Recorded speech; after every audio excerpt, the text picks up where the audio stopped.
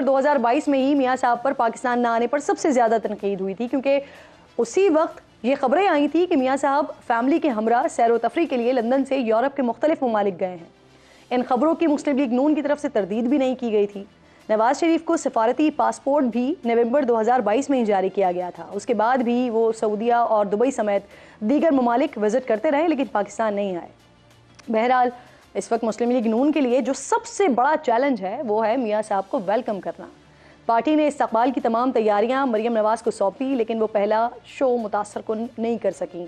शादरा, जिसको नून लीग का गढ़ समझा जाता है, वहाँ लोगों के ना निकलने पर खुद मियां साहब ने बड़ी बरहमी का नाराज़गी का इजहार किया, जिसके बाद शहबाज शरीफ साहब को मैदान में आना पड़ा, लेकिन उनकी परफॉर्मेंस भी कुछ अच्छी नहीं रही है। अब यहाँ पर फिर ये सवाल उठता है कि क्या मुस्लिम लीग नून 21 अक्टूबर को मीनारे पाकिस्तान भर सकेगी? नवाज शरीफ के वेलकम के लिए 10 लाख लोगों को जमा करने का टारगेट जो दिया गया था, क्या वो पूरा हो सकेगा? जो मेडिकल रिपोर्ट अदालत में जमा करवाई गई है वो मियां साहब की हिफाजती जमानत के लिए क्या काफ़ी होगी? अच्छा, अब दूसरी तरफ सिलसिला ये है कि शहबाज शरीफ साहब ने आज कई इंकशाफात किए हैं। लंदन जाने से पहले और वहां पहुंचने के बाद नवाज शरीफ ने वोट को इज्जत दो का नारा लगाया है। साजिशी हथकंडों से वजारत उज़्मा छीनने का बयान है। चंद जजेस और फौजी अफसरान को उनका जिम्मेदार ठहराया है, लेकिन छोटे मियां साहब कहते हैं वोट को इज्जत दो का नारा दरअसल इस्टेब्लिशमेंट मुखालिफ नारा नहीं, बल्कि ये तो आवाम की खिदमत का नारा है।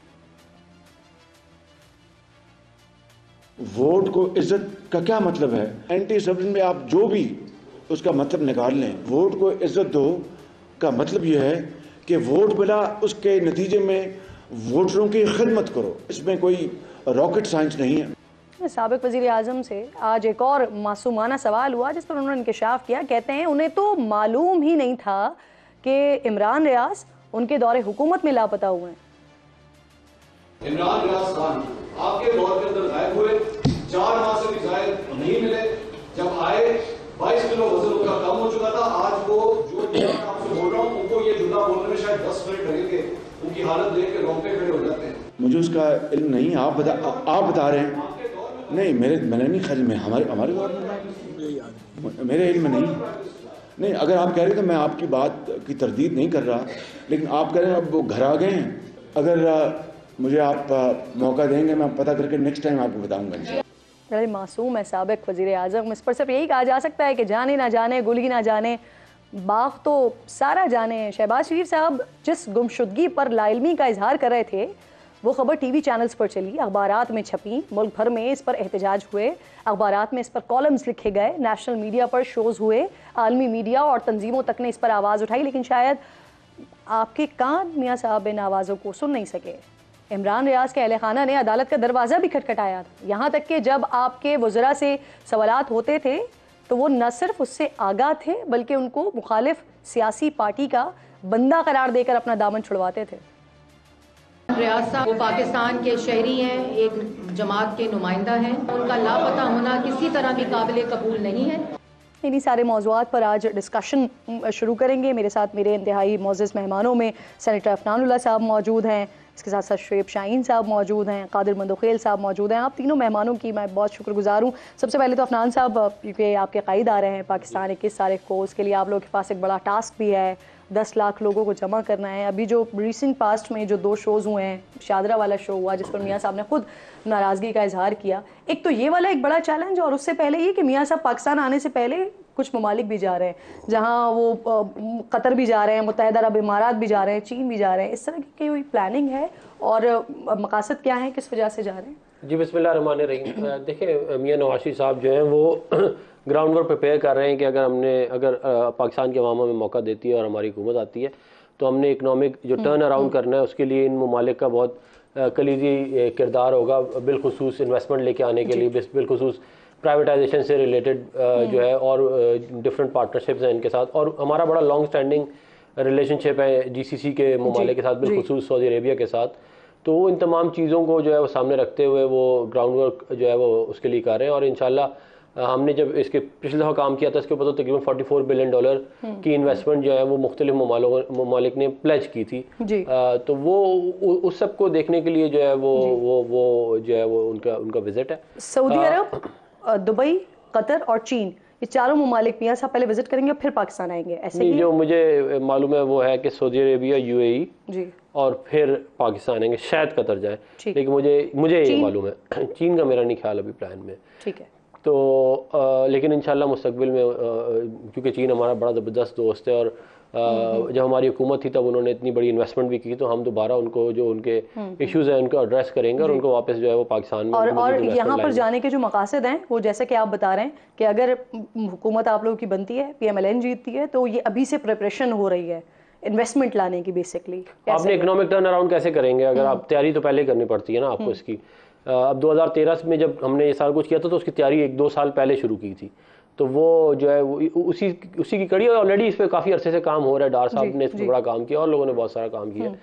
तो वो जो है वो उससे रिलेटेड है। जहाँ तक मामला जो है वो पब्लिक गैदरिंग्स का है और जो जलसों का है, वो देखें शाहदरा का कॉर्नर मीटिंग थी, वो कोई जलसा नहीं था। अब ज़ाहिर है हमने बाहर निकलना है, लोगों से जाके मिलना है, जो है वो वोट, एक तो हमने वोट भी इंशाल्लाह मांगना है, और उससे पहले लेकिन ये तो आप अग्री करते हैं ना, जो पिछले 16 महीनों की कारकर्दगी रही उस पर तो वोट नहीं पड़ने वाला सर। आपको कोई और बयानिया ही सेल करना पड़ेगा। देखिए, हमने 2013 से 18 हमारी हुकूमत थी, वो उसको हम बेंचमार्क करेंगे, क्योंकि जो है उसमें हमारे पास इतनी पावर थी कि हम खुद काम भी कर सकते थे। 2023 में अवाम आपका 2018 वाला बयानिया बाय करेगी, 2013 से 18 तक का जो सिलसिला वो तो अवाम तो इंशाल्लाह जरूर, अवाम जो है वो ट्रस्ट देखेगी कि उसको वो किस पे करती है, कि किसकी पास परफॉर्मेंसेस कैसी हैं, किसने जो इन्फ्लेशन को पहले कंट्रोल किया, दहशतगर्दी को पहले कंट्रोल किया, इन्वेस्टमेंट कौन पहले लेके आया। ये तो सिंपल जो है वो है ना, जो आपका ट्रैक रिकॉर्ड बोलना चाहिए।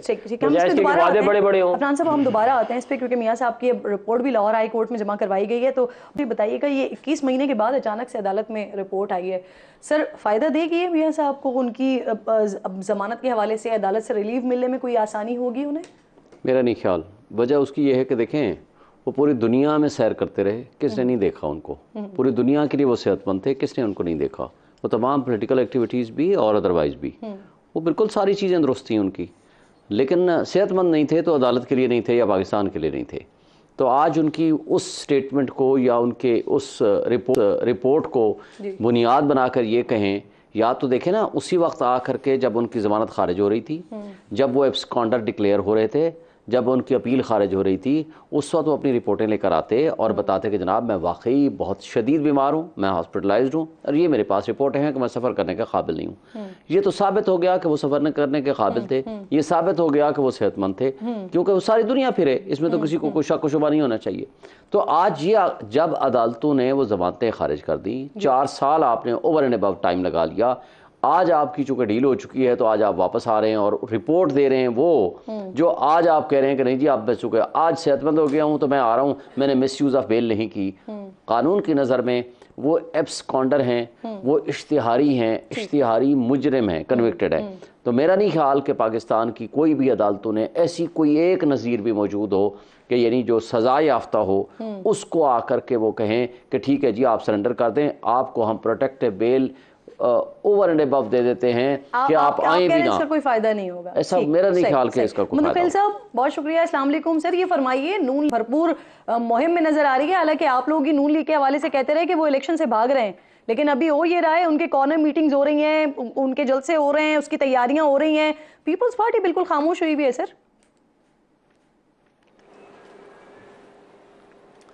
जी बिल्कुल, पीपल्स पार्टी खामोश नहीं है, हमारे प्रोग्राम मुसलसल चल रहे हैं और बिलावल भुट्टो साहब दौरे कर रहे हैं मुख्तलिफ़ जगहों के, और जो भी पार्टी के लोग हैं, चाहे वो नाज़मीन हो, चाहे वो डिजिटल मीडिया हो, चाहे दूसरे हो, हर जगह पे पहुंच रहे हैं। बात यह है कि ये तो उनका अपना फ़ैसला है, मगर मुझे 30 साल हो गए किरण साहिबा वकालत में सुप्रीम कोर्ट तक, आज तक आर्गूमेंट करने के बाद, सारे सबूत दलाइल हर चीज़ करने के बाद, कम से कम शोएब शाहिद साहब का मुझे नहीं पता, मुझे तो उस वक्त तक यकीन नहीं होता है अदालत का जब तक वो फैसला अनाउंस नहीं करता है।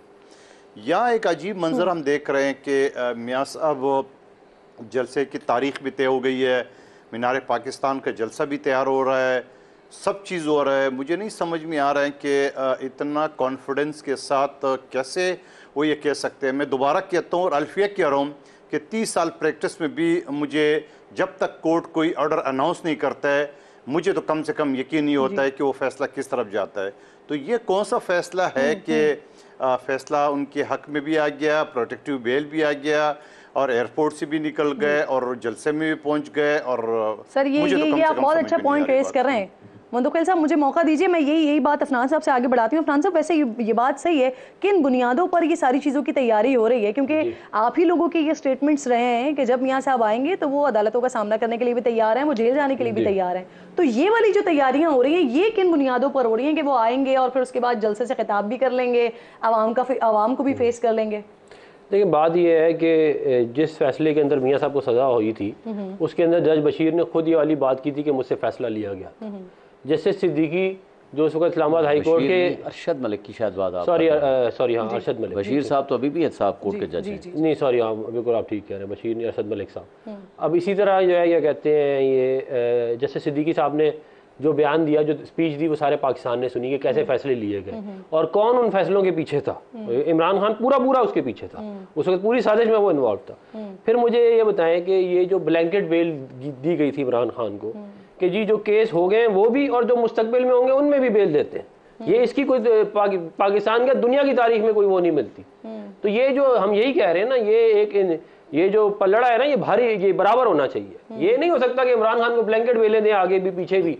हमें जिस फैसले के अंदर जज खुद कह चुका है कि ये फैसला मुझसे लिया गया था, इस्लामाबाद हाई कोर्ट के जज की उसके ऊपर स्पीच है पूरी की पूरी, उसके ऊपर हमें कह रहे हैं कि जी आप जो है आएंगे, फिर उस मामले पर अदालत भी तो नहीं गए। नहीं, मैं आपको ये कह रहा हूँ ना, हम तमाम कानूनी तकादे पूरे करेंगे। मियां नवाज साहब को वो कोर्ट में जाना पड़ा, वो कोर्ट भी जाएंगे, जेल भी जाना पड़ा, वो उधर भी जाएंगे, लेकिन